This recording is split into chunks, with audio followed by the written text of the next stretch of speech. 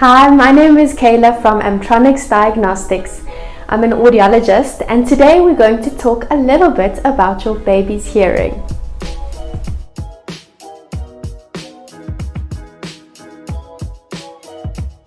Hearing is so important because this is how your child will start to learn to communicate. Your child starts hearing sounds already in the womb.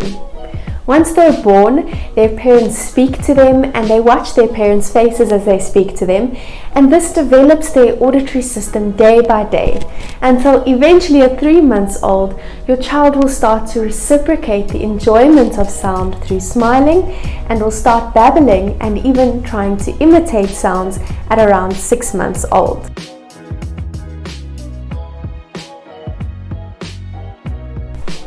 The process of development is slowed down, and this can be quite detrimental to the cognitive development of a child.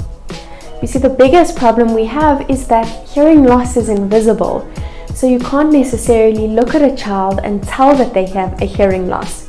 They could be responding to sounds, but it doesn't necessarily mean that they have no hearing loss. They could be hearing loud sounds, but still have a hearing loss that impedes their ability to hear speech sounds effectively.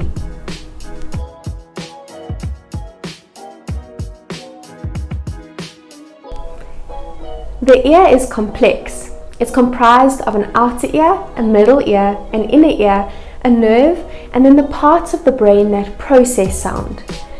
All of these points along this pathway need to be working well in order for your child to hear his or her environment. If at any point there's a problem, then your child could be presenting with a hearing loss. It's important to note that hearing loss is one of the most common birth defects, and a lot of these children are not necessarily identified as being at risk. So even if you had a healthy pregnancy and had a healthy birth and your child is healthy, it's still really important to get your child's hearing screened at birth.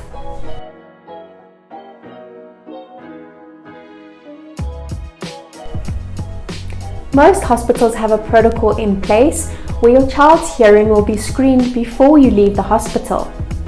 If, however, your baby's hearing was not screened, then it's important for you to book an appointment with your nearest audiologist to do so.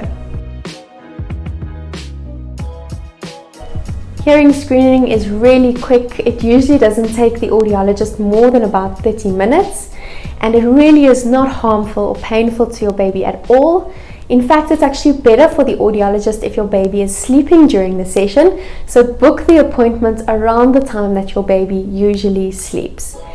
If your baby does not pass the hearing screening, then it's recommended that your baby get a more intensive hearing test that takes a bit longer for that to be done before they turn 3 months old.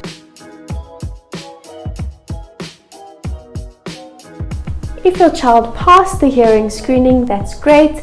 Just bear in mind, it doesn't necessarily mean that their hearing is absolutely perfect, and it also doesn't mean that they don't have a chance of possibly developing a hearing loss at a later stage. So it's still important to make sure that your child's hearing is screened across their lifespan. The American Society of Pediatrics recommends that you test your child's hearing at 5 years old, then again at 6, 8 and 10 years old, then somewhere in between 11 and 13 years old, and then once more between 14 and 18 years old.